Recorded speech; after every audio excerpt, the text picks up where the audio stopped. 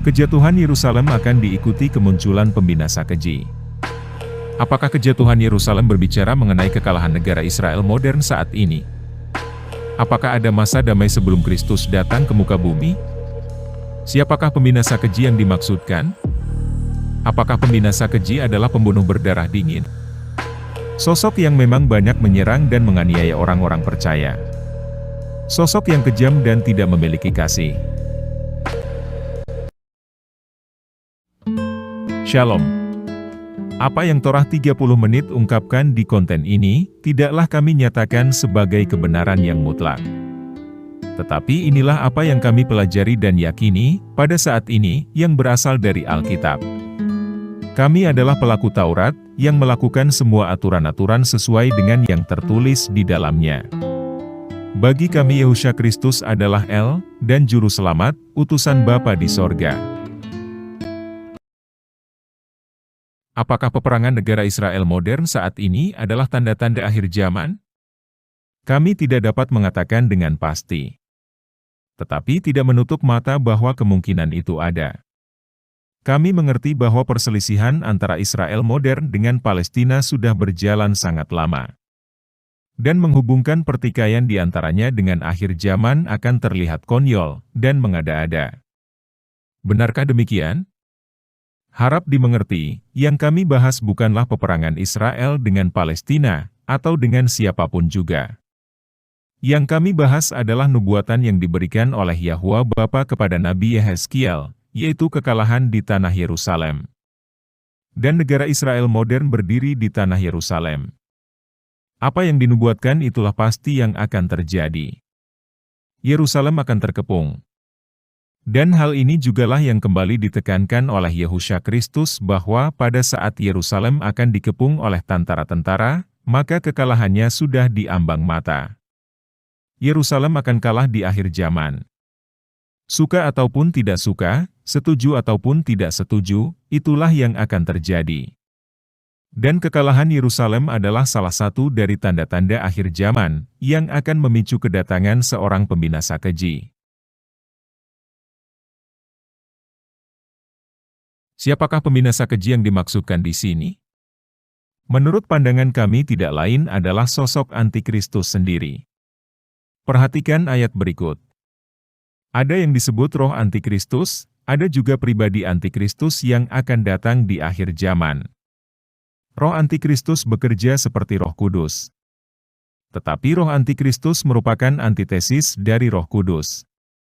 Artinya adalah, Roh Antikristus bekerja bertentangan dengan apa yang dilakukan oleh Roh Kudus. Roh Kudus tidak lain adalah Roh Elohim yang berada di dalam pikiran orang-orang percaya.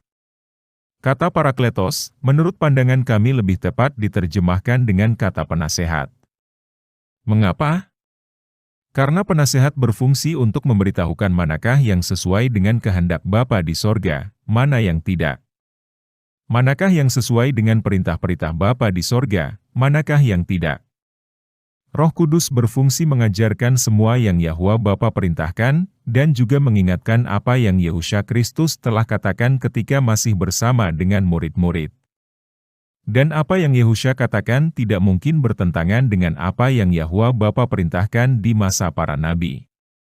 Karena Yehusha adalah utusan Bapa untuk mengajarkan hal yang sama, seperti ketika Yahwa Bapa turun di Gunung Sinai untuk mengutus Nabi Mose, mengajarkan semua hal yang Bapa perintahkan.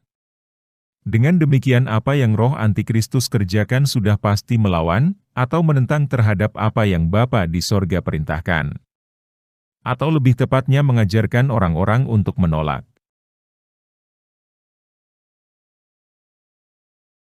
Mari kita perhatikan ayat ini sekali lagi. Kata Yunani Antikristos, sebenarnya tidaklah diterjemahkan ke dalam bahasa Indonesia, ataupun dalam bahasa Inggris. Melainkan melafalkannya saja yang disesuaikan dengan bahasa masing-masing. Mari kita lihat pengertian yang sebenarnya. Kata Antikristos berasal dari dua kata bahasa Yunani. Kata anteh, dan kata Kristos. Kata Kristos berarti yang diurapi, atau Mesias, yang tidak lain adalah Yehusha Kristus. Sekarang kita lihat kata anteh. Salah satu artinya bisa berarti, seseorang yang seakan-akan orang yang berbeda, tetapi sebenarnya bukan. Jadi kata Antikristos berarti, seseorang yang seakan-akan berada di posisi Kristus, tetapi bukan. Seseorang yang mengaku Kristus, tetapi sebenarnya bukan. Alias palsu. Istilah antikristus membuat pribadi ini seakan-akan sosok yang garang, kejam, brutal dan pembunuh berdarah dingin. Antitesis, atau berseberangan dengan Kristus. Seseorang yang sudah pasti tidak mengerti, ataupun menolak firman. Istilah yang kira-kira mirip dengan pembinasa keji. Sosok yang sudah pasti dapat dengan mudah dikenali karena bukan bagian dari orang-orang percaya yang penuh dengan kasih.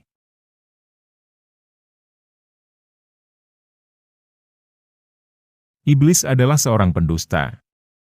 Tidak hanya itu, bahkan ia adalah bapa dari semua manusia pendusta di muka bumi ini. Setiap manusia yang suka hidup di dalam kebohongan dan bukan kebenaran dari Bapa di sorga, adalah seorang pendusta. Dan merupakan anak-anak dari iblis. Apakah yang iblis lakukan?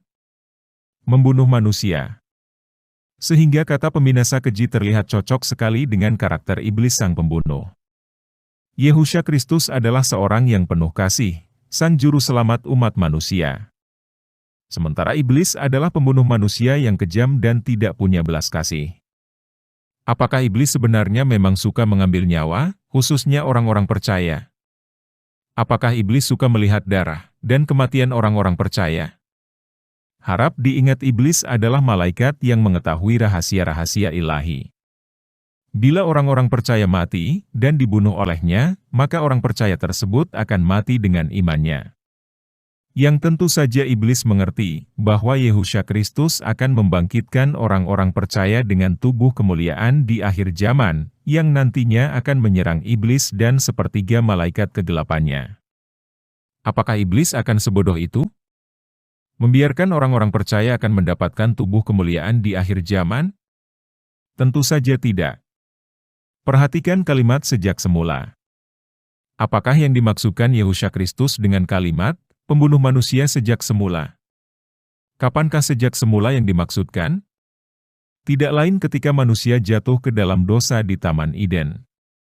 Apakah iblis membunuh, atau menghilangkan nyawa Adam atau Hawa? Tidak ada darah tertumpah di Taman Eden. Apakah yang iblis katakan terhadap Adam dan Hawa? Tentulah Elohim berfirman, semua pohon dalam taman ini jangan kamu makan buahnya. Apakah iblis tidak tahu perintah Elohim yang sebenarnya? Tentu saja ia tahu. Bahwa semua buah yang berasal dari pohon-pohon di Taman Eden boleh dimakan. Kecuali pohon yang berada di tengah-tengah Taman Eden tidak boleh dimakan buahnya. Kami ulangi sekali lagi dengan bahasa yang berbeda. Buah-buahan yang boleh dimakan disebut makanan. Dan buah yang tidak boleh dimakan, apakah disebut juga makanan? Tentu saja tidak. Jadi siapakah yang mendefinisikan makanan dan yang bukan makanan untuk manusia? Tidak lain adalah Elohim itu sendiri. Bila Elohim melarang sesuatu untuk dimakan, apakah itu berarti memang tidak boleh dimakan? Ataukah suatu perintah yang konyol dan mengada-ada? Apakah Adam dan Hawa akan sengsara bila tidak memakan buah yang berada di tengah-tengah Taman Eden? Tentu saja tidak, begitu banyak pilihan dari buah-buahan yang tersedia yang sudah disediakan untuk dimakan. Tetapi iblis mendefinisikan kembali, manakah yang makanan dan bukan makanan berdasarkan dirinya sendiri. Bukan berdasarkan standar Yahwa Elohim, tetapi standar iblis. Dengan mengikuti iblis memakan apa yang dilarang oleh Yahwa Bapa untuk dimakan, berarti menjadikan iblis sebagai bapanya. Upah dosa ialah maut. Apakah konsekuensi Adam dan Hawa bila memakan buah yang memang bukan makanan? Kematian. Jadi memakan sesuatu yang dilarang untuk dimakan, yang memang bukanlah makanan, adalah dosa. Karena dosa adalah pelanggaran terhadap perintah-perintah Bapa di sorga. Tetapi apakah yang iblis katakan mengenai upah dosa? Iblis justru berkata sebaliknya. Kamu tidak akan mati. Mengapa memakan buah terlarang akan berdampak kematian? Bukankah memakan yang dilarang tidak melanggar hukum moral? Memakan buah terlarang tidaklah sama dengan membunuh, menganiaya, mencuri, berzinah, ataupun melakukan hal-hal jahat lainnya. Ini hanyalah memakan suatu buah yang memang dilarang. Buah yang akan dimakan pun tidaklah beracun. Pastilah Yahwa Elohim tidak akan membunuh manusia hanya dikarenakan memakan sesuatu yang dilarang untuk dimakan. Apakah Bapa di sorga sekejam itu? Hanya karena memakan sampai menghukum manusia. Harap diingat, iblis adalah seorang penipu yang lihai. Iblis tidaklah suka membunuh manusia secara fisik, apalagi orang-orang percaya. Karena tujuan utama iblis memang bukanlah menghilangkan nyawa orang, tetapi membuat manusia, khususnya orang-orang percaya, untuk melanggar perintah-perintah Yahwa Bapa. Maut, ataupun kematian atas dosa di sini bukanlah kehilangan nyawa. Karena Adam dan Hawa tidaklah kehilangan jiwanya, melainkan putusnya hubungan antara Adam dan Hawa dengan Yahwa Elohim, yang umum disebut juga kematian rohani. Dosa pertama manusia tidak lain mengenai hal makanan, yaitu memakan sesuatu yang bukan dinyatakan makanan oleh Elohim. Perintah yang sangat sederhana dan tentu saja mudah untuk dilakukan, tetapi tetap dilanggar, dan konsekuensi berat terjadi. Mereka harus keluar dari Taman Eden, yang berarti keluar dari hadirat Roh Kudus.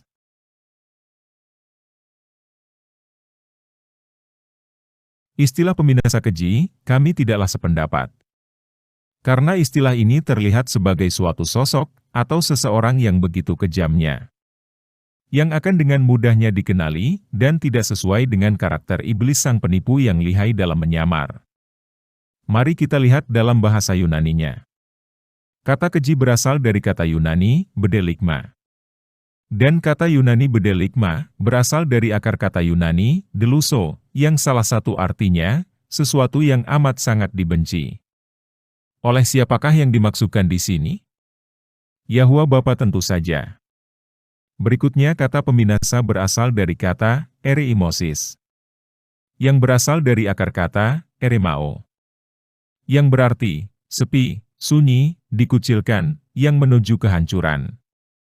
Mari kita lihat Matius 24, ayat 15 dengan pengertian yang berbeda. Apabila kamu melihat sesuatu terjadi yang sangat dibenci oleh Bapa di sorga, yang akan mengakibatkan kehancuran, yang disebabkan oleh sosok, yang berdiri di tempat kudus, para pembaca hendaklah memperhatikannya. Jadi kita lihat, pembinasa keji tidaklah berbicara mengenai suatu karakter yang kejam, tetapi berbicara mengenai suatu kondisi yang akan terjadi, diakibatkan tindakan seseorang, atau lebih tepatnya dua orang yang berdiri di tempat kudus. Iblis atau Antikristos akan hadir di akhir zaman secara pribadi. Sosok ini tentu saja tidaklah terlihat brutal, penuh dengan kekejaman, bengis, memegang senjata, dan siap untuk membunuh. Yang akan terlihat jelas-jelas antitesis Yehusha Kristus. Bila iblis hadir dalam sosok seperti ini, maka ia bukanlah seorang penipu, melainkan penjahat dunia. Sedangkan iblis adalah penipu dan bapak dari semua tipuan yang ada. Ialah yang menciptakan tipuan-tipuan di muka bumi ini, yang memanipulasi dunia untuk kepentingan pribadinya. Antikristos adalah seorang penipu.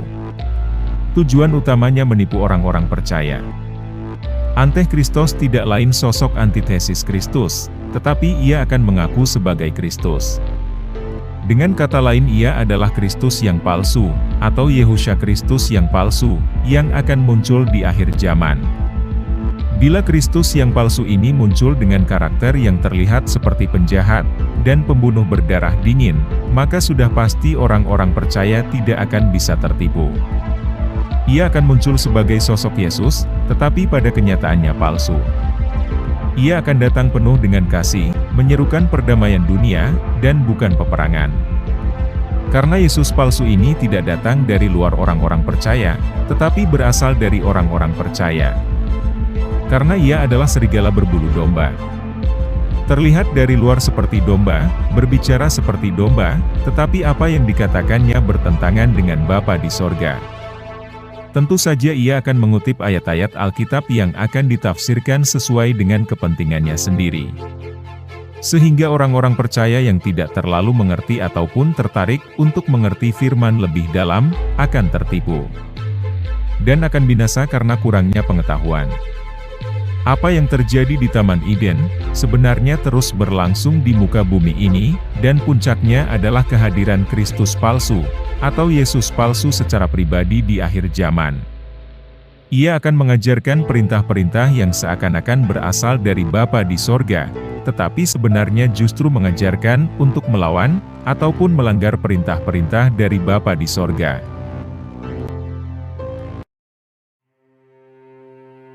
Hari-hari penghakiman akan segera tiba. Ditandai dengan terkepungnya Yerusalem, di mana bangsa Yahudi berada. Agama Yahudi tidaklah mengajarkan apa yang tertulis di Alkitab, yaitu Taurat. Tetapi justru menambah-nambahkannya dengan begitu banyaknya peraturan-peraturan manusia yang akan terlihat sejajar dengan Taurat. Agama Yahudi melarang Taurat untuk diajarkan dan dikerjakan oleh orang-orang di luar keturunan Yahudi. Mereka melarang penyebutan nama Yahwa, dan menggantinya dengan kata Hasem. Selama ribuan tahun mereka terus-menerus mengajarkan semua ini, dan menyatakan sebagai suatu kebenaran yang tidak akan dirubah. Sehingga Yahwa Bapa mengirimkan musuh untuk mengepung dan mengalahkan mereka. Pada saat itulah akan muncul sosok binatang bertanduk 2, dan bertanduk 10. Salah satunya ialah Iblis, Antikristos, atau Yehusha Kristus palsu. Ia akan datang menyatakan dirinya sebagai Yesus Kristus, Sang Juru Damai.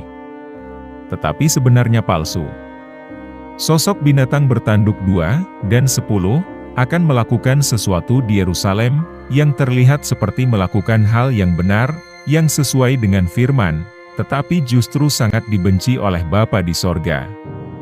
Kristus palsu ini akan terlihat menyatakan perdamaian dunia, tetapi justru membuat murka Yahwa Bapa. Tidak ada masa damai, atau tenang, pada saat Perang Dunia terjadi, yang dipicu pertikaian di Yerusalem. Untuk itulah Yehusha Kristus mengingatkan kepada setiap orang-orang percaya yang ada di tanah Yudea agar tidak tertipu, dan segera melarikan diri. Hukuman terhadap Adam dan Hawa keluar dari Taman Eden, dikarenakan penolakan terhadap hukum Bapa di sorga yang sederhana dan mudah dikerjakan. Yaitu larangan memakan yang bukan kategori makanan. Apa yang iblis lakukan adalah menggoda orang-orang percaya untuk menolak hukum-hukum yang Bapa berikan. Iblis akan terlihat ramah, penuh kasih, dan tentu saja mengerti firman. Ia akan terasa seperti Roh Kudus, walaupun sebenarnya roh iblis. Ia akan terlihat seperti Yesus, walaupun tentu saja ia adalah Yehusha Kristus yang palsu.